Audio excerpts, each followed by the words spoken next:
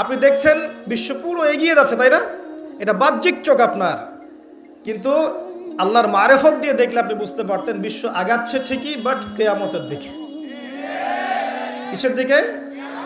বিশ্ব আগাচ্ছে ঠিকই, বাট নিউক্লিয়ার কোনো যুদ্ধের দিকে। এখন বলবে ভবিষ্যৎবাণী করে দিল নিউক্লিয়ার যুদ্ধ হবেই। হবেই তো বলি না, বলেছি হওয়ার মুখোমুখি অবস্থা দাঁড়িয়ে আছে। যে কোনো মিলিটারি অ্যাফেয়ার্স যারা পড়াশোনা করে, ভালো মানের পলিটিশিয়ান যারা যারা ইন্টেলেক্ট রাখেন মাথার মধ্যে, শিক্ষিত সমাজ এবং মিলিটারি অ্যাফেয়ার্স যারা বোঝেন, তাদেরকে জিজ্ঞাসা করে দেখি যে আবু তো আদনান ভাই একটা লেকচারে বলেছিল যে সারা ওয়ার্ল্ড নাকি নিউক্লিয়ার যুদ্ধের দ্বারপ্রান্তে দাঁড়িয়ে আছে, কথাটা কতটুকু সত্য? তারা অ্যান্সার দিবে ইনশাল্লাহ। দেখেন, এই শিক্ষিত সমাজ অ্যান্সার দিবে ইনশাল্লাহ। তাকে জিজ্ঞেস করতে যায় না যে বিষয়ে কোনো জ্ঞানী রাখে না। আমার কথা কি বুঝতে পারছেন? যারা এই সেক্টরে পণ্ডিত তাদেরকে জিজ্ঞাসা করেন, তারা বলবে যে হ্যাঁ, এটা মুখোমুখি দাঁড়িয়ে আছে, যে কোনো সময় হতে পারে, হতে পারে, হতে পারে। আমরা নিউক্লিয়ার যুদ্ধ হবে কিনা তা তো আর আমরা কোরআন সুন্নাহয় পাইনি, এতটুকু পেয়েছি মালহামা হবে। কি হবে? মালহামা মানে মহাযুদ্ধ। এটা বিভিন্ন কান্ট্রির মধ্যে জড়িয়ে পড়তে পারে, আল্লাহু আ'লাম বিসসাওয়াব। এটা জেনেছি, হাদিসে আছে। শুধু তাই নয়, নবী সাল্লাল্লাহু আলাইহি ওয়াসাল্লাম বলেছেন প্রতি 100 জনের মধ্যে, প্রতি 100 জনের মধ্যে 99 জন মানুষ ওই যুদ্ধে মারা যাবে। যারা যুদ্ধে অংশ নিবে তাদের কথা বলা হচ্ছে। মুসলিমদেরকে বলা হচ্ছে তোমরা ওই সম্পদে হাতও দিবে না। ওই সম্পদ নেওয়া তো দূরের কথা, ওখানে হাতও দিতে যেও না। আমার কথা কি বুঝতে পারছেন? তো দেখছেন বিশ্ব এগিয়ে যাচ্ছে, কিন্তু আমরা বলছি যে একটা নিউক্লিয়ার ওয়ারের দিকে এগিয়ে যাচ্ছে। দেখছেন ইকোনমিক্যালি আমরা খুব সমৃদ্ধ হচ্ছি, সারা বিশ্ব, তাই না? কিন্তু বিশ্বের অনেক দেশ, বিশ্বের অনেক কান্ট্রি ইকোনমিক্যালি এখন একটা দুরবস্থার সম্মুখীন হয়ে আছে। এটা রিয়েলিটি আর ভিজুয়াল ওয়ার্ল্ড এক জিনিস নয়। আপনি দেখছেন মেয়েরা খুব এগিয়ে যাচ্ছে, একদম ওই যে স্টেজে উঠে নাচানাচি করছে, অধিকার আন্দোলন এভরিথিং, তাই না? কিন্তু বাস্তবতা কি জানেন? বাস্তবতা হচ্ছে আমাদের মা বোনরা বেপর্দা হচ্ছে দিন দিন বেশি, এবং তারা এগিয়ে যাচ্ছে জাহান্নামের দিকে। নবীজি বলেছেন এই কথাই, শেষ জামানায় এক শ্রেণীর নারী বের হবে, নিসাউন, মহিলা, ক্যাসিয়াতুন, যারা কাপড় পরে থাকবে, আরিয়াতুন, তারপরেও নগ্ন হবে থাকবে, এবং তারা অন্যকে আকৃষ্ট করবে, যে সিডিউস করবে, এবং অন্যের দিকেও আকৃষ্ট হবে, মানে নিজেও সিডিউস হবে। তো এই শ্রেণীর মেয়েরা কি এখন বের হয়নি? নবীজি বলেছেন এক শ্রেণীর মেয়ে বের হবে, পুরুষের পোশাক পরে থাকবে। কিসের পোশাক? পুরুষের পোশাক। এখানে শুধু বাহ্যিকভাবে পুরুষের পোশাক নয়, বাহ্যিকভাবে তো পুরুষের পোশাক পরেছেই অনেক আগেই। যান এই যে বনানী, শপিং মলস, গুলশান, ঢাকার বিগ সিটিজ, মেগা সিটিজের মেগা পয়েন্টগুলো তো যান, আপনি নিজের চোখেই দেখতে পারবেন। আপনার এখানেও আছে? আচ্ছা, যাই হোক, হ্যাঁ, থাকতেই পারে, কারণ এগুলো তো এখন ছড়িয়ে পড়েছে কিভাবে? এই যে মোবাইল ফোনের মাধ্যমে। এমন কোনো জায়গা নাই এখন, বিশ্বের এমন কোনো জায়গা নাই যেখানে এই ফিতনাগুলো আসলে ছড়িয়ে পড়ে নাই। সো তারা ছড়িয়ে পড়েছে। এখন নবী সাল্লাল্লাহু আলাইহি ওয়াসাল্লাম এটাই বলছেন যে মেয়েরা পোশাক পরিবর্তন হয়ে যাবে, ছেলেরা মেয়ের পোশাক পরবে, মেয়েরা ছেলের পোশাক পরবে। পরে নাই? আর কোন নিদর্শনের জন্য অপেক্ষা করছেন? শুধু পোশাক পরিবর্তন মানে বাহ্যিক পোশাক নয়, এখানে আপনার সমাজের ফাংশনাল রোলটাও চেঞ্জ হয়ে যাবে। মেয়েরা ছেলেদের জায়গায় আসবে, ছেলেরা মেয়েদের জায়গায় আসবে। এসেছে কি আসে নাই? আচ্ছা, একটা বড় সাইন বলেছেন নবী সাল্লাল্লাহু আলাইহি ওয়াসাল্লাম লাস্ট ডে বা কিয়ামতের, সেটা হলো যে সমাজের সবচেয়ে নিম্ন শ্রেণীর মানুষ, মানে যাদের পরনে কাপড় ছিল না এবং পায়ে স্যান্ডেল ছিল না, বড় লোকদের কথা বলা হচ্ছে না এই হাদিসের মধ্যে। এখানে বলা হচ্ছে যে আনতারাল হুফাতাল উরাতাল আলাতা রিয়াআশ ইয়াতাতাওয়ালুনা ফিল বুনিয়ান। এখানে এমন মানুষের কথা বলা হচ্ছে যারা নগ্ন পদের, খালি পায়ের, স্যান্ডেল কেনার টাকা নাই, খালি গায়ের মানে কাপড় কেনার টাকা নাই, এবং রাখাল শ্রেণীর মানুষ। তারা কি করবে? ইয়াতাতাওয়ালুনা ফিল বুনিয়ান, উঁচু উঁচু কনস্ট্রাকটিভ বিল্ডিংস নির্মাণের প্রতিযোগিতা করবে। হয়েছে কি হয়নি? কিভাবে সম্ভব হলো? রিবা, সুদের মধ্য দিয়ে, এবং করাপশন, অন্যের সম্পদ আত্মসাতের মধ্য দিয়ে। হয়েছে কি হয় নাই? আর কোন নিদর্শনের জন্য অপেক্ষা করছে? একটা একটা করে বলতে গেলে সারা রাত চলে যাবে। মূল কথা হচ্ছে ফিতনাময় পরিবেশের মধ্যে, যেখানে এরকম দাজ্জালীয় সবকিছু দেখা যায়, আপনার বাইরের চোখ দিয়ে না দেখে ভিতরের চোখ দিয়ে বুঝতে হবে, তখন দেখবেন এখানে বাস্তবতা এবং ভিজুয়াল ওয়ার্ল্ডের মধ্যে আকাশ পাতাল পার্থক্য আছে। আপনি দেখছেন হ্যাঁ মেয়েরা এগিয়ে যাচ্ছে, আমরা বলছি বাস্তবতা হচ্ছে মেয়েরা জাহান্নামের দিকে যাচ্ছে এগিয়ে। আপনি দেখছেন যে হ্যাঁ খুব সুন্দর ইকোনমিক প্রোগ্রেস, আদতে কি হচ্ছে? আদতে পুরো ইকোনমিক স্যাংশনের মধ্যে আমরা পড়েছি। অবস্থা খারাপ। আপনি দেখছেন সারা ওয়ার্ল্ড খুব এগিয়ে যাচ্ছে, মঙ্গলে চাঁদে কি একটা অবস্থা, কিন্তু আদতে কি হচ্ছে, পুরো কিয়ামতের দিকে বিশ্ব এগিয়ে যাচ্ছে।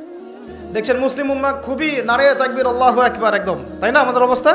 কিন্তু বাস্তবতা কি? বাস্তবতা হচ্ছে পুরো বিশ্ব জুড়ে মুসলিমদের এখন একটা অধঃপতনের সময় চলছে প্রতিটা সেক্টরে। এটা সেই যুগ না যেটাতে উমর রাদিয়াল্লাহু আনহুর যুগে আমরা বসে পুরো বিশ্ব শাসন করতাম, সেটা কি এই যুগ? এই যুগ নয়। বরং নবীজি বলছেন বাদা আল ইসলাম গরিবান ওয়া সায়াউদু কামা বাদা।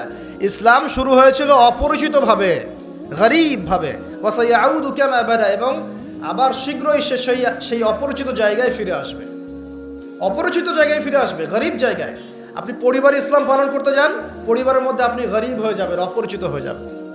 সমাজে পালন করতে যান, আমি কোন ইসলামের কথা বলছি? ওই গোলালু মার্কা ইসলাম না, যেটা সব তরকারিতেই চলে, ওটার কথা বলছি না। যে ইসলাম ফলো করলে আপনার হাতে আগুন ধরে রাখার মতো অবস্থা হয়, ওটা ফলো করেন, সমাজে আপনি বিচ্ছিন্ন হয়ে যাবেন। বিশ্বে পালন করতে যান, দেখবেন আপনাকে কোণঠাসা করে রেখে দিয়েছে। এই হলো অবস্থা, গরিবান। তো এই অবস্থায় কি হবে? যেটা আপনি বাহ্যিক চোখে দেখছেন, বাস্তবতা এমন নাও হতে পারে। আল্লাহ পাক আমাদেরকে এই সিচুয়েশনটাকে বোঝার তৌফিক দান করুন। আর সিচুয়েশন বুঝতে গেলে বাহ্যিক জ্ঞান যথেষ্ট নয়, ইন্টারনাল কি লাগবে? আল্লাহর বাসিরা এবং নূর এবং মারিফত দরকার আছে। এটা কি জিনিস? এটা আমি আপনাকে আসলে ওই ক খ গ ঘর মতো পড়িয়ে বোঝাতে পারবো না, তবে আমি চেষ্টা করছি। আমার দিকে মনোযোগ দেন। খিদির আলাইহিস সালাম যা দেখছেন, মূসা আলাইহিস সালাম কি তাই দেখেছিলেন? আচ্ছা, খিদির আলাইহিস সালাম যে তিনটা ঘটনা ঘটলো, এই তিনটা ক্ষেত্রে খিদির সঠিক ছিলেন না ভুল? তাহলে তিনি এমন কি দেখলেন, কি বুঝলেন, কি শুনলেন যেটা মূসা আলাইহিস সালাম পারলেন না, বুঝলেন না? এটা কি? এটাই হচ্ছে আল্লাহ পাকের বাসিরা বা মারিফত বা দূরদর্শিতা, যেটাকে আমরা আল্লাহ নূর বলি। তিনি আল্লাহ পাকের নূর দিয়ে দেখছেন। এখন আমরা বুঝলাম শেষ জামানায় টিকে থাকতে হলে আমাদেরকে এরকম দৃষ্টিভঙ্গি নিতে হবে, এতটুকু বুঝতে পেরেছি। কিন্তু এই দৃষ্টিভঙ্গি অর্জিত হবে কিভাবে, এই বিষয়টা আমরা বুঝতে পারছি না। পরিবেশটা নষ্ট করেন না। এই দৃষ্টিভঙ্গি অর্জিত হবে কিভাবে, এটা কি জানা দরকার নাই? আচ্ছা, আসুন সেদিকে কথা বলি। প্রথম কথা, প্রিয় ভাইয়েরা, এই দৃষ্টিভঙ্গি অর্জন করতে হলে আগে কলব পরিষ্কার করতে হবে। কি করতে হবে? আচ্ছা, এটা কিভাবে হবে? সার্ফ এক্সেল দিয়ে ঘষবেন? আচ্ছা, কলব পরিষ্কার করার জন্য আমি কয়েকটা ফর্মুলা বলে দিই আগে। এটা সবার জন্যে। এবং বিশ্বাস করেন, এখন আমরা সমাজে যারা বসবাস করি, বেশিরভাগ আমরা মৃত কলব নিয়ে বসবাস করি, বেশিরভাগ। যদি কলব জিন্দাই হতো তাহলে হক বাতিল চিনতে পারতাম না। যদি কলব জিন্দাই থাকতো তাহলে কি দুনিয়ার এই মোহের মধ্যে ব্যস্ত থাকি? যদি কলব জিন্দা থাকতো সারাদিন, তাহলে দুনিয়ার ফিকিরে ব্যস্ত থাকতে পারি। যদি কলব জীবিতই থাকে তাহলে কাউকে দাফন করার পরে দুনিয়াবি খোশ গল্পে কেউ মত্ত হতে পারে? যদি কলব জিন্দা থাকে তাহলে কেউ মানুষকে ঠকাতে পারে, মাপে কম দিতে পারে, কেউ কি গোপনে পাপ করতে পারে, কেউ কি অন্যের সম্পদ আত্মসাৎ করতে পারে? কলব জিন্দা থাকলে কেউ সুদ খায়, কলব জিন্দা থাকলে কেউ জেনা করে, কলব জিন্দা থাকলে কেউ এরকম নোংরা কনসার্টে যেতে পারে? অতএব বুঝতে পারছি এইসব পরিস্থিতি দেখে যে আমাদের বেশিরভাগের কলব কি? মৃত, নিঃসন্দেহে মৃত, কোনো সন্দেহ নাই। নবী সাল্লাল্লাহু আলাইহি ওয়াসাল্লাম বলছেন, যখন আদম সন্তান একটা পাপ করে তখন কলবের মধ্যে একটা স্পট বা দাগ পড়ে, কালো একটা স্পট বা দাগ পড়ে। আবার যদি গুনাহ করে আবার স্পট পড়ে, আবার দাগ পড়ে, আবার গুনাহ করে আবার স্পট পড়ে। গোনার উপর গোনা করতে থাকে, পুরো কলবটা কালো কুচকুচে কুচ্ছিত হয়ে যায়, দুর্গন্ধযুক্ত। অনেস্টলি বলেন তো দেখি, অনেস্টলি বলেন যে আমাদের কলবগুলো এখন এরকম না? আমরা কন্টিনিউয়াসলি পাপ করি না? কতবার দিনে আস্তাগফিরুল্লাহ ওয়া আতুবু ইলাইহি পড়ি, কতবার? নবী সাল্লাল্লাহু আলাইহি ওয়াসাল্লাম এমন একজন ব্যক্তি যার আগের গুনাহ মাফ, পরের গুনাহও মাফ, তারপরেও তিনি দিনে 100 বার বলতেন আস্তাগফিরুল্লাহ ওয়া আতুবু ইলাইহি। আমাদের তো প্রয়োজন হয় না, কারণ আমাদের তো অনেকের, আমাদের সবার না, অনেকের অ্যাটিটিউডটা এমন যে সে জান্নাতে অলরেডি চলে গেছে এবং তার দল, তার সংগঠন অলরেডি জান্নাতে চলে গেছে। আপনার যদি লিজ লাগে আপনি আসেন, আমার কাছে ফর্ম পূরণ করেন, আপনাকে দিয়ে দেবো। এমন অ্যাটিটিউড নাই? এই অ্যাটিটিউডটা কিন্তু ইহুদিদের দর্শন। ওরা এরকম মনে করতো যে আমরা আল্লাহর সিলেক্টেড বান্দা, ইলেক্টেড বান্দা, যদি জাহান্নামে যাইও তাহলে অল্প কয়েকদিন থাকবো, তারপর বেরো চলে আসবো। হ্যাঁ, এই কথা সূরা বাকারায় আছে, পড়ে দেখেন তো। দেখুন প্রিয় ভাইয়েরা, কলব পরিষ্কারটা সবচেয়ে ইম্পর্টেন্ট জিনিস। এখন মানুষ বলতে পারে সুফিজমের আলোচনা করছে। হ্যাঁ, সুফিজমের আলোচনা করছি কিনা তা জানি না, তবে আমি আল্লাহর ইহসান নিয়ে কথা বলছি। কি নিয়ে কথা বলছি? হাদিসে জিবরিলের মধ্যে 4টা প্রশ্ন করা হয়েছে। কটা প্রশ্ন? 4টা। তার মধ্যে একটা প্রশ্ন হচ্ছে আখবিরনি আনিল ইহসান, হে মুহাম্মদ সাল্লাল্লাহু আলাইহি সাল্লাম আমাকে ইহসান সম্পর্কে বলুন। জিবরাইল আলাইহিস সালাম প্রশ্ন করছেন। কে প্রশ্ন করছেন? ইহসান কি? নবী সাল্লাল্লাহু আলাইহি ওয়াসাল্লাম বলেন আনতা আবুদাল্লাহ কাআন্নাকা তারাহ, তুমি এমন ভাবে আল্লাহর ইবাদত করবে যেন তুমি আল্লাহকে দেখতে পাচ্ছো। ওয়া ইল্লাম তাকুন তারাহু ফাইন্নাহু ইয়ারাক, তুমি যদি আল্লাহকে দেখতে নাও পারো জেনে রাখবে যে আল্লাহ পাক তোমাকে দেখছেন। এই ফিলিংসটা মানুষের মধ্যে থাকলে কি মানুষ পাপগুলো কন্টিনিউয়াসলি করতে পারে? যদি পাপ হয়েও যায় সেটা তওবা করে ফিরে আসবে, তাই নয় কি? আচ্ছা, এখন দেখুন কি করতে হবে। এক নাম্বার বলছি যে অন্তরটাকে পরিচ্ছন্ন করতে হবে। পরিচ্ছন্ন করার জন্য প্রথম কাজ কি? প্রথম কাজ হচ্ছে 5 ওয়াক্ত নামাজকে আঁকড়ে ধরা। কি করা? 5 ওয়াক্ত নামাজকে আঁকড়ে ধরা। যদি আপনি জামাত মিসও করে ফেলেন বাসায় পড়ে ফেলবেন, নামাজ বাদ দেওয়া যাবে না। মানে জামাত মিস করে ফেলেছি জন্য নামাজ বাদ এমন নয়। জামাত মিস হয়ে গেছে, আচ্ছা হয়ে গেছে, ঘুমিয়েছিলেন বা মনে ছিল না বা ব্যস্ত ছিলেন, কথার কথা, যখনই সময় পেয়েছেন মনে পড়েছে ঘুম থেকে উঠেছেন নামাজ পড়তে হবে, একাই পড়তে হবে। বাদ দিবেন আজকে থেকে? বরং আমরা চেষ্টা করব ইনশাআল্লাহ জীবনে যে নামাজগুলো কাজা হয়ে গেছে সেগুলো যেন হিসেব করে আদায় করে দেয়া সম্ভব হয়, এটাও চেষ্টা করা উচিত। আল্লাহ পাক তৌফিক দান করুন। এক নম্বর নসিহত, নামাজ ছাড়া যাবে না। কারণ একটা হাদিস যথেষ্ট। নবী সাল্লাল্লাহু আলাইহি ওয়াসাল্লাম বলেছেন যে মান তারাকা সালাতাম মুতাআম্মিদান ফাকাদ কাফারা, যে ব্যক্তি ইচ্ছাকৃতভাবে নামাজকে ছেড়ে দিল সে ব্যক্তি যেন কুফরি করলো। কি করলো? কুফরি করলো। মুয়াজ বিন জাবাল রাদিয়াল্লাহু আনহুর হাদিসে এসেছে নবী সাল্লাল্লাহু আলাইহি ওয়াসাল্লাম বলেছেন মান তারাকা সালাতাম মুতাআম্মিদান ফাকাদ বারিআত মিন জিম্মাতিল্লাহ, যে ব্যক্তি ইচ্ছাকৃতভাবে তার উপর অর্পিত ফরজ নামাজ ত্যাগ করলো সে ব্যক্তি আল্লাহ পাকের জিম্মেদারি থেকে মুক্ত হয়ে গেল, তার উপর আল্লাহর কোনো জিম্মেদারি নাই। প্রথম নসিহত, যদি অন্তর পরিচ্ছন্ন করতে চাই নামাজ। মনে থাকবে ইনশাআল্লাহ। আল্লাহ আমাকে তৌফিক দান করুন, আপনাদের সবাইকে তৌফিক দান করুন। 2 নম্বর, বেশি বেশি কোরআন তেলাওয়াত। বেশি বেশি কি? কোরআন তেলাওয়াত। কোরআন তেলাওয়াতের কোনো বিকল্প নেই। প্রত্যেক দিন কিছু কিছু আয়াত এবং সূরাগুলো অবশ্যই তেলাওয়াত করার চেষ্টা করবেন। যেমন আমি বলে দিই, মনে রাখেন, কিছু শিখেন। 1 নম্বর সূরা ফাতিহা, 2 নম্বর সূরা ফালাক নাস ইখলাস 3 বার করে সকাল সন্ধ্যা।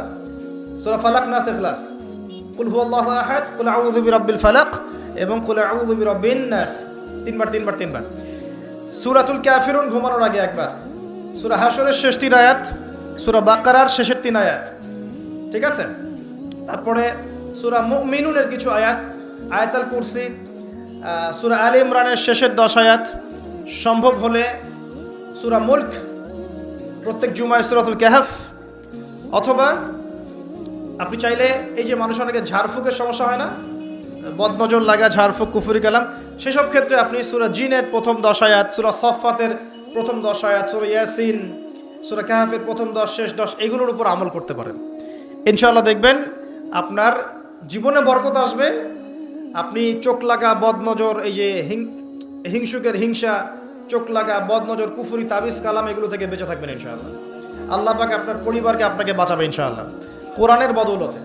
এবং এগুলো যদি মুখস্থ করে ফেলতে পারেন এবং নিয়মিত মাঝে মাঝে নামাজে পড়েন, এমনি তেলাওয়াত করেন, ইনশাআল্লাহ তাআলা কোরআন আপনার জীবনে প্রোটেকশন নিয়ে আসবে, আল্লাহর রহমত বরকত নিয়ে আসবে ইনশাআল্লাহ।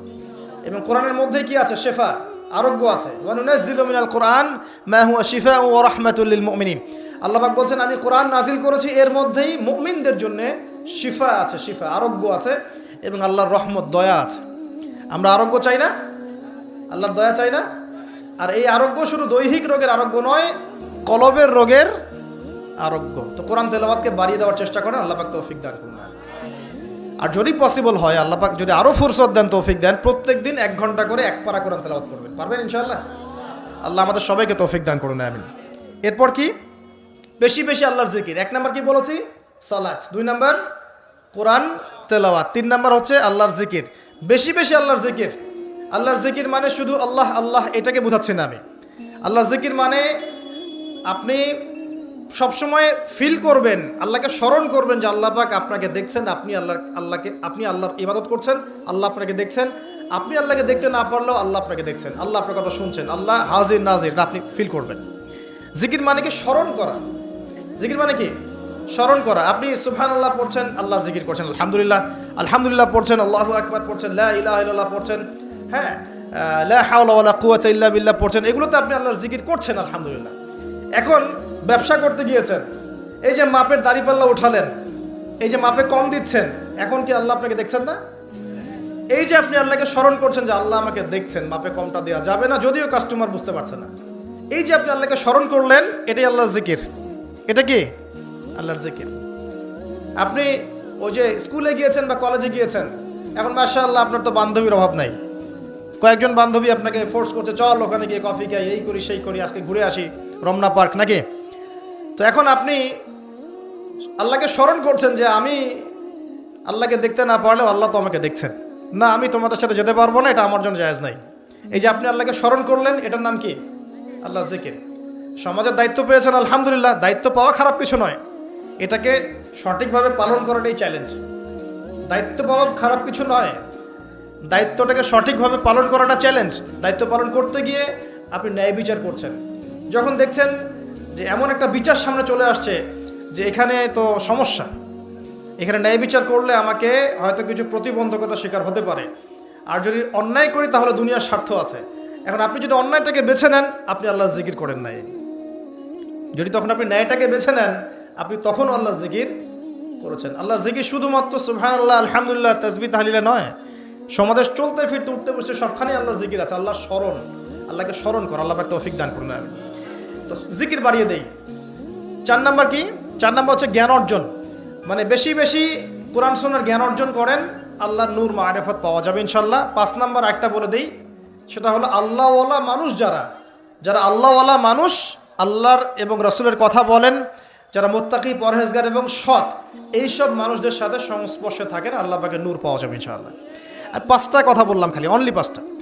এগুলোর পাশাপাশি আর 5টা বিষয় আছে, যাওয়া যাবে না। 5টা বিষয়ে যাওয়া যাবে না। 1, হিংসা মনে রাখাই যাবে না। মনে যার হিংসা আছে, তার সাথে আল্লাহর নূরের কোনো সম্পর্ক নেই। সে কোশ্চিন কালেও খিদির হতে পারবে না। তার বড় বড় ডিগ্রি থাকতে পারে, সার্টিফিকেট থাকতে পারে, মনে হিংসা দিয়ে ভর্তি, কোশ্চিন কালেও আল্লাহর নূর এবং মারিফত অর্জন করতে পারবে না, সম্ভব না। কলবুন সেলিম, বিশুদ্ধ কলব, অবনত চিত্তের কলব না থাকলে এটা সম্ভব নয়। অতএব হিংসা করবেন। এখন তো হিংসার যুগ, এখন তো ওই যে বললাম না, ছেলে মেয়ে হয়ে যাচ্ছে, মেয়ে ছেলে হয়ে যাচ্ছে। এখন মেয়েরা কিন্তু খুব একটা ঝগড়া করে না, মেয়েদের কথাবার্তাগুলো এখন ছেলেদের মতো। বাইরে বের হয়, রিক্সা ডাক দেবে, এই রিক্সা এদিকে আসো, এই সিএনজি এদিকে আসো, ওর গলার ভয়েসটা ছেলেদের মতো। আর ছেলেরা কি করে দেখবেন, যে কোনো একটা ইস্যু পাক বা না পাক, অনলাইনে ফেসবুকে বসে আহলুল কমেন্ট, এখানে দেখবেন সারাদিন ঝগড়া করছে, ঝগড়া করে করে করে লাস্টে বলবে যে আমিন না লিখে কেউ যাবেন না। এই হলো অবস্থা। দেখবেন ঝগড়াটা একটা স্বভাব ছেলেদের মধ্যে আসে। ছেলেটা ঝগড়া করবে কেন? ছেলেরা মারামারি করে সরাসরি, দেখে ছেলেরা কি ঝগড়া করে নাকি? দীর্ঘদিনের ইতিহাস পড়ে দেখেন না আপনি, পুরো ওয়ার্ল্ডের হিস্ট্রি ঘেটে দেখেন, দেখবেন ছেলেদের গায়রত, ব্যক্তিত্ব ছিল না। যুদ্ধ বিগ্রহ করবে ছেলেরা, বক্সিং খেলবে ছেলেরা, জিম করবে ছেলেরা, মার্শাল আর্ট শিখবে ছেলেরা, ছেলেরা এগুলো করবে। ছেলেরা চুলকাচুলকি ঝগড়া করে নাকি? চুলাচুলি করে নাকি ছেলেরা? এখন দেখবেন ফেসবুকে ঢুকলেই ছেলেরা কিন্তু মেয়েলি ঝগড়া করে, দেখছেন, খেয়াল করছেন? দেখেন সাইকোলজিক্যাল পরিবর্তন হয়েছে, ছেলেটা মেয়ে হয়ে যাচ্ছে, মেয়েদের মধ্যে সাইকোলজিক্যালি ছেলেদের প্রভাব বিস্তার হচ্ছে। অতএব হিংসায় যায় না, এটা হিংসার যুগ। হাবিল হন, কাবিল হয়েন না। আপনি হাবিল হন, কাবিল হতে যায় না। কারণ কাবিলের আমল নামায় নবী সাল্লাল্লাহু আলাইহি ওয়াসাল্লাম বলেছেন, কিয়ামত পর্যন্ত যত মানুষ খুন হবে, হাদিসটা শুনেন, কিয়ামত পর্যন্ত যত মানুষ খুন হবে, সমস্ত খুনের একটা পাপের অংশ কাবিলের আমল নামায় যুক্ত করা হবে। কারণ কি? কারণ পৃথিবীর ইতিহাসে সেই প্রথম খুনের সিলসিলা চালু করেছিল, সে তার ভাই হাবিলকে হত্যা করেছিল। তা হাবিল কাবিলের এই সুন্নত এখন নাই, আছে? মুসলিমদের মধ্যে দেখবেন বহু কাবিল ঘুরে বেড়াচ্ছে, আছে না? হাবিলের সুখ ওর ভালো লাগছে না, হাবিলের উন্নতি অগ্রগতি ওর পছন্দ হচ্ছে না, হাবিলের কুরবানি আল্লাহর কাছে কবুল হচ্ছে, ও সহ্য করতে পারছে না, এই জন্য সে কাবিল হয়ে গেছে আর কি। এরকম কাবিলের সংখ্যার অভাব নাই তো পৃথিবীতে। আর বারবার বলছি যে ভিতরের শত্রু চেনা খুব ডিফিকাল্ট, বাইরেগুলো চেনা যায়। আমরা দোয়া করি আল্লাহ রাব্বুল আলামিন ভিতর এবং বাহিরের সব ধরনের শত্রুতা থেকে ইসলামকে হেফাজত করুন, এবং যারা দুনিয়ার স্বার্থে ইসলামের বিরুদ্ধে শত্রুতা করবে, আল্লাহ পাক ওদের শেকড়টা উপড়ে ফেলে দেন। সামনে যান। এক নাম্বার কি রাখা যাবে না? হিংসা। একটা কথা বলে শেষ করি, আপনি যদি কারোর প্রতি হিংসা করেন তাহলে কি হবে? আপনার ক্ষতি কি? আপনার যত নেক আমল ধ্বংস হয়ে যাবে। হিংসা সেভাবে নেক আমলকে পুড়িয়ে দেয় যেমন করে আগুন কাঠকে পুড়িয়ে দেয়। হাদিস শুনেছেন হাদিসটা? হিংসা সেভাবে নেক আমলকে পুড়িয়ে দেয় যেভাবে আগুন কাকে পুড়িয়ে দেয়? কাঠকে। আগুন কাঠে আগুন ধরিয়ে দেন, কাঠ বাকি থাকে? কয়লা ছাই হয়ে যাবে। ঠিক একইভাবে আমল নামার নেকি সব ছাই হয়ে যাবে। আর যদি আপনাকে কেউ হিংসা করে, ঈর্ষা করে, মানে ঈর্ষা না, হিংসা করে এবং আপনার দিকে বদনজর দেয়, হ্যাঁ, আপনার ক্ষতি চায়, আপনার সাথে কুফরি করে ইত্যাদি, তাবিজ কবজ করে, তখন আপনারও ক্ষতি হতে পারে। চোখ লাগলে, বদনজর হলে, তাবিজ কবজ, আপনার ক্ষতি হতে পারে। আর এই ক্ষতি থেকে আপনি বাঁচবেন কিভাবে? এটা তো আপনার হাতে নাই, তাই না? কেউ যদি আপনাকে হিংসা করে, এটা তো আপনার হাতে নাই, আছে? নাই। একটা উপায় হচ্ছে মানুষের থেকে নিজেকে যত পারেন আড়াল করার চেষ্টা করেন। এই যে বারবার বলি না, এত শোডাউনের দরকার নাই, ফেসবুকের দরকার নাই, অনলাইনের এই যে ছবি টবির দরকার নেই, এমনি এমনি বলি না। আমরা চাই যে মানুষ থেকে যতটা পারি আড়াল হতে, যতটা সম্ভব। কারণ এখন তো এর চেয়ে বেশি কিছু পাচ্ছি না, এতে ক্ষতি আছে, মানুষের চোখ লাগে। এখন আপনি বাঁচবেন কিভাবে? প্রতিদিন সূরা ফালাক, সূরা নাস, ইখলাস সকাল সন্ধ্যা 3 বেলা করে, সকাল সন্ধ্যা 3 বার করে সূরা ফালাক, সূরা নাস, সূরা ইখলাস। প্রত্যেক নামাজের পর আয়াতুল কুরসি, ঘুমানোর আগে আয়াতুল কুরসি, সূরা বাকারার শেষের আয়াত, সূরা মুলক। এই যে কোরআনিক চিকিৎসাগুলো আপনি যদি গ্রহণ করেন, ইনশাআল্লাহ তাআলা আপনি চোখ লাগা থেকে বাঁচবেন। ইনশাআল্লাহ ইনশাআল্লাহ আপনি বদনজর থেকে বাঁচবেন, হিংসার কুপ্রভাব থেকে বাঁচবেন ইনশাআল্লাহ। তো এগুলো কিন্তু হেলা কথা বলছি না, এটা এত মারাত্মক। নবী সাল্লাল্লাহু আলাইহি ওয়াসাল্লাম বলেছেন যে চোখ লাগা বদনজরগুলো এত মারাত্মক যে একটা জীবন্ত উটকে রান্নার পাত্রে নিয়ে আসতে পারে। এত ডেঞ্জারাস, এত ডেঞ্জারাস। তো হিংসা করবেনও না, হিংসার শিকারও যেন না হন। এই জন্য সূরা ফালাককে বেশি বেশি তেলাওয়াত করবেন। কুল আউযু বিরাব্বিল ফালাক মিন শাররি মা খালাক ওয়া মিন শাররি গাসিকিন ইযা ওয়াকাব ওয়া মিন শাররিন নাফাসাতি ফিল উকাদ ওয়া মিন শাররি হাসিদিন এই যে ইযা হাসাদ। আমি হিংসুকের হিংসা থেকে আল্লাহ তোমার আশ্রয় চাচ্ছি যখন সে হিংসা করে। পারবেন ইনশাআল্লাহ? আর কি করা যাবে না? আল্লাহর নূর মারিফত পেতে হলে অহংকার করা যাবে না। কি যাবে না? আল্লাহ পাক সব পছন্দ করলে অহংকার পছন্দ করবেন না। আল্লাহ পাক অহংকার পছন্দ করবেন। আল্লাহ পাক অনেক পাপ মাফ করে দিতে পারেন, অহংকার আল্লাহ পাক খুব কঠিনভাবে ধরেন। আল্লাহ পাক খুব কঠিনভাবে অহংকারীকে আল্লাহ পাক কখনোই পৃথিবীতে টিকতে দেন নাই। অহংকার আল্লাহ পাকের চাদর, এটা ধরে কেউ টান দিতে পারে না। তো মনের মধ্যে যদি অহংকার থাকে, কোশ্চিন কালেও ডিগ্রি সার্টিফিকেট অর্জন করেও আল্লাহর নূর পাওয়া যা, আপনি খিদির হতে পারবেন না, সিচুয়েশন বুঝতেও পারবেন না, সলিউশনও বের করতে পারবেন না। একজন সত্তার কথা বলে দেই, আমি আলোচনা গুটিয়ে নিচ্ছি আস্তে আস্তে ইনশাল্লাহ। একজন সত্তার কথা বলি, ইবলিস নাম আছে, মনে আছে? ইবলিস, সে কি আল্লাহর একজন আবেদ ছিল না? ইবাদত করে নাই? তার জ্ঞান ছিল না? প্রচন্ড জ্ঞানী ছিল, আল্লাহ পাকের প্রচুর ইবাদত করেছে। কেন জাহান্নামী হলো? কি কারণে জাহান্নামী হলো? দেখেন, সে আল্লাহ পাকের আদেশকে লঙ্ঘন করেছে, সেজদা করে নাই, এই তো। আদম আলাইহিস সালামও তো গাছের কাছে চলে গিয়েছেন, তাহলে আদম আলাইহিস সালামও তো গাছের কাছে গিয়েছেন, আল্লাহ পাকের হুকুমটা লঙ্ঘন হয়ে গেল না? ইবলিসও তো লঙ্ঘন করেছে, তাহলে উভয়ের মাঝে কি পার্থক্য?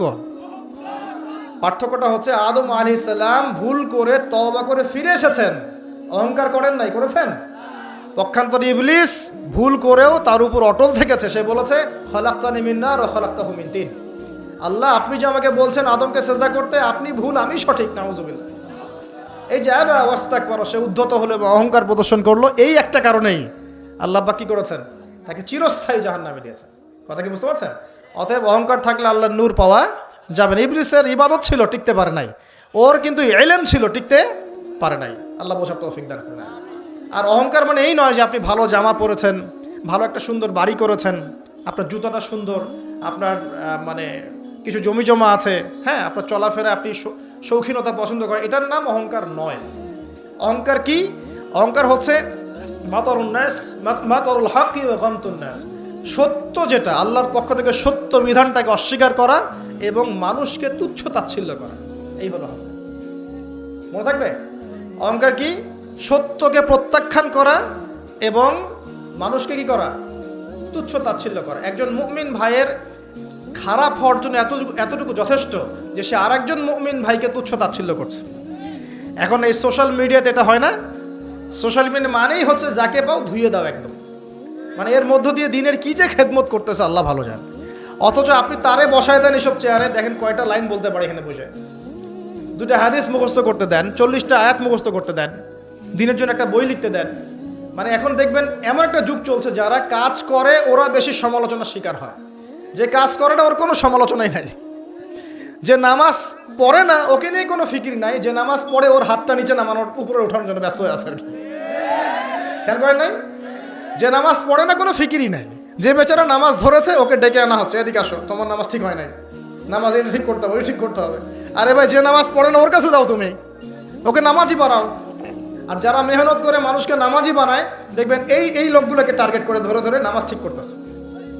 যুক্তিও আছে আবার, যুক্তিটা কি বলছে, যে নামাজ পড়ে না ওর তো হিসেব আরো ডেঞ্জারাস, যে নামাজ পড়ে না ওর কথা বাদ, যে নামাজ পড়ছে ও তো পরিশ্রম করেও রিওয়ার্ড নাকি পাচ্ছে না, এই কারণে ওকে নিয়ে বেশি চিন্তা আমাদের।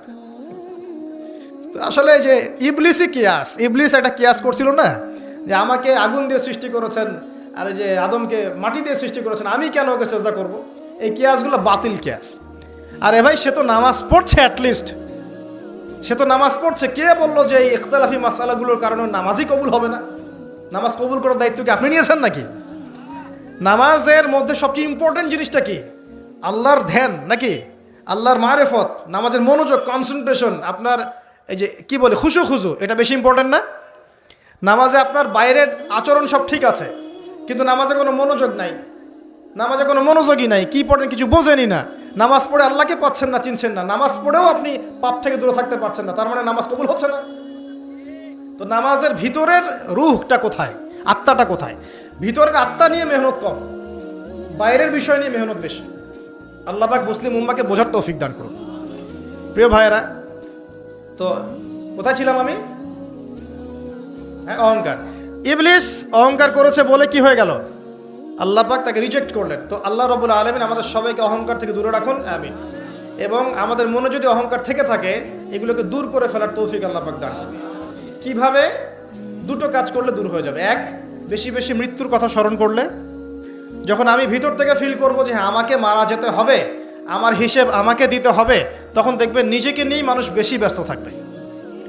আর যখন মানুষ নিজে অহংকারী হয়ে যায়, মনে করেন আমি তো পার পেয়ে গেছি, তখন মানুষ অন্যের দিকে বেশি তেল দেওয়া শুরু করে, অন্যের চরকায় বেশি তেল দেওয়া শুরু করে। আগে না বাবা, নিজের চরকায় আগে তেল দাও তুমি। নিজের আমলের কি অবস্থা, আকীদার কি অবস্থা, আল্লাহকে পেলাম কিনা, কোরআন পড়তে জানি কিনা, হাদিস কতটুকু মুখস্থ করলাম, কতটুকু দাওয়াতের কাজ করলাম, দিনের জন্য কি করলাম, এই ফিকির আগে করো তুমি, তারপরে না মানুষের দিকে চোখ দাও। আচ্ছা, আরেকটা কি? কোরআন বেশি বেশি তেলাওয়াত করা। নবীজি বলেছেন এই দুটো কাজ যে ব্যক্তি করবে, বেশি বেশি পরকালের কথা স্মরণ করবে এবং কোরআন তেলাওয়াত বাড়িয়ে দিবে, ইনশাআল্লাহ তার মনটা অহংকার থেকে দূর হয়ে যাবে, ইনশাআল্লাহ অন্তরটা পবিত্র হবে, ইনশাআল্লাহ আযজা ওয়া জাল্লা। হিংসা করা যাবে না, আল্লাহ নূর পেতে হলে অহংকার করা যাবে না। 3 নাম্বার একটা জিনিস বলে দেয়, কি করা যাবে না? কাউকে অপবাদ দেওয়া যাবে না। কাউকে কোনো মিথ্যা অপবাদ দিলে অন্যের হকে আপনি দায়গ্রস্ত হয়ে যাবেন, তখন অন্যের হকের দায়গ্রস্ততা পূরণ করতে আল্লাহর কাছে আপনাকে কঠিন বিচারের সম্মুখীন হতে হবে। অন্যের উপর অপবাদ দিলে, অন্যের নামে গীবত করলে এবং সমালোচনার অপসংস্কৃতির চর্চা করতে থাকলে আল্লাহর নূর পাওয়া যাবে না। 4 নাম্বার কি? 4 নাম্বার পরশ্রী কাতরতা। অন্যের সুখ দেখে, উন্নতি দেখে, অগ্রগতি দেখে আপনার সহ্য হয় না, জলে। ঠিক আছে? এইরকম মিন মাইন্ডেড, মানে ছোট লোকের মনোভাব থাকলে কোশ্চিনকালে আল্লাহর নূর কলবে আসবে না। আর 5 নাম্বারটা হচ্ছে মানুষের প্রতি দয়ালু হতে হবে। কি হতে হবে? দয়ালু। দয়ালু মানে কি? যে সবাইকে আগে নিজের ভাই মনে করতে হবে। একজন ব্যক্তি পলিটিশিয়ান হোক, মিলিটারি সেক্টরে থাকুক, পুলিশ হোক, বিজিবি হোক, আনসার হোক, সাধারণ মানুষ হোক, যুবক যুবতী, কিশোর কিশোরী যেই হোক, এদেশের সবাই আমার আপন ভাইয়ের মতো, সবাই আমাদের ভাই, সবাই মুসলিম ভাই। হ্যাঁ, ওদের মধ্যে মাযহাবী পার্থক্য থাকতে পারে, তরিকার পার্থক্য থাকতে পারে, পলিটিক্যালি পার্থক্য থাকতে পারে, মতাদর্শের পার্থক্য কি থাকতে পারে না? থাকতে পারে। সবার মত কি একরকম হতেই হবে? কিন্তু তারা সবাই আমার মুসলিম ভাই। যতক্ষণ পর্যন্ত না তারা প্রকাশ্য কোনো কুফরির ঘোষণা দিয়েছে, ততক্ষণ পর্যন্ত কি সবাই মুসলিম ভাই। আগে সবাইকে ভাই মনে করে জনদরদিত হতে হবে। আগে সবার ভালোটা বুঝতে গেলে আগে জনদরদিত হতে হবে, রহম দিলওয়ালা হতে হবে। আপনি হকের উপর থাকবেন, ন্যায়টা ন্যায় হবে, অন্যায় অন্যায়। ন্যায় যদি আমার দুশ্মনও করে সেটাও ন্যায়, আর অন্যায় যদি আমার বাড়ির লোক করে সেটাও অন্যায়। একটা সৎ অন্তর লাগবে তো আগে। এই